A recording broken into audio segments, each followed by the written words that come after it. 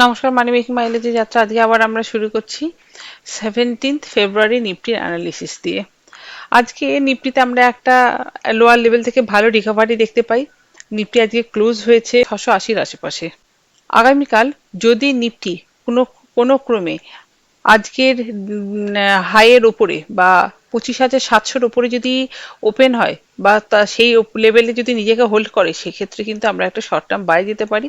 আমাদের প্রথম টার্গেট বেরিয়ে আসতে পারে 25,750, দ্বিতীয় টার্গেট বেরিয়ে আসতে পারে 780, আর তৃতীয় টার্গেট হিসেবে বেরিয়ে আসতে পারে 25,830-এর লেভেলটা, তারপরে 880 এবং 25,900 লেভেলটা পেতে পারি।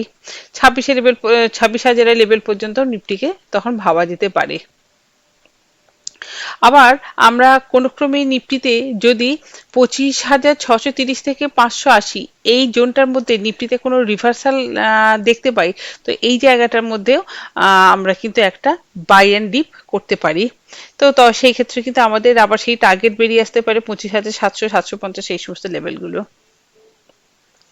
আমরা নিফটিতে শর্টে যাব যদি নিফটি কোনো ক্রমে 25,550 থেকে 560 এই লেভেলটাকে নেগেটিভলি ব্রেক করে, আর তার নিচে যদি নিফটি নিজেকে হোল্ড করে বা সেই জায়গায় নিফটি যদি কনসলিডেট করে অন্তত 2-3টে ক্যান্ডেল, তাহলে আমরা একটা শর্ট টার্ম সেলে যেতে পারি। আমাদের প্রথম টার্গেট বেরিয়ে আসতে পারে 25,500, তারপর এটা হচ্ছে 25,450 এই সমস্ত লেভেলগুলো। 25,700 থেকে 630 এই জোনটার মধ্যে যতক্ষণ নিফটি থাকবে, আমরা 15 মিনিটে ক্যান্ডেলস্টিক প্যাটার্ন দেখেই তার উপরে ট্রেড নেওয়ার চেষ্টা করব। এইভাবে আগে থেকে কিছু এটা বলে করা সম্ভব না। যাই হোক, আমরা প্রপার হেজিং এর সঙ্গে প্রপার স্টপ লসের সঙ্গে কাজ করার চেষ্টা করব। আমরা যে যে স্টকগুলোতে আগামীকাল কাজ করতে পারি, তার মধ্যে প্রথমটা হচ্ছে বন্ধন ব্যাংক। বন্ধন ব্যাংক আমরা কারেন্ট লেভেল থেকে 164.5 এই লেভেল পর্যন্ত এন্ট্রি নিতে পারি। আমাদের স্টপ লস হবে 62, আমাদের টার্গেট হবে 172, 172 থেকে 180 এই লেভেলটা। আমরা ক্যাম্পসেও কাজ করতে পারি। আমরা ইন্টারনেটের জন্য 732 থেকে 28 এই লেভেলের মধ্যে এন্ট্রি নেব।